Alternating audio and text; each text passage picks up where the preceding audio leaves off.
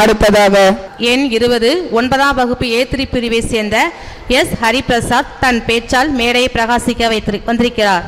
அனைவருக்கும் வணக்கம். இன்று நான் பேச எடுத்துக்கொண்ட தலைப்பு தமிழர் கலாச்சாரத்தை போற்றுவோம்.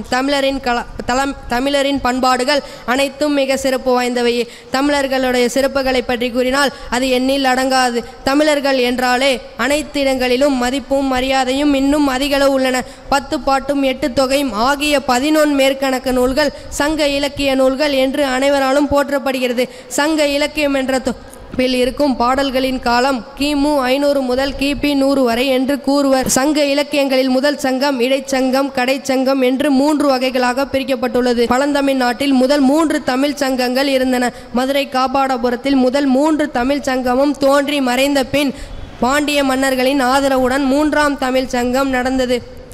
தமிழ் கலாச்சாரம் தமிழ் மக்களின் பண்பாடு ஆகும். தமிழ் கலாச்சாரம் இந்தியா, இலங்கை, மலேசியா, சிங்கப்பூர் மற்றும் உலகம் முழுவதும் தமிழர்கள் வாழ்க்கை வழிகளில் வேறின்றி உள்ளது.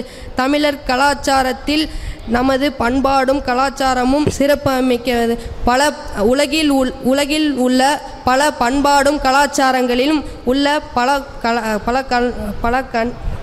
பல கலாச்சாரமும் மிக சிறப்பு வாய்ந்தது. நன்றி. கலாச்சாரத்தில் மட்டுமல்ல தாய் தமிழையும் போற்றி வளர்த்தவர்கள் நாம் என்று கூறிய ஹரிபிரசாத்திற்கு நன்றி.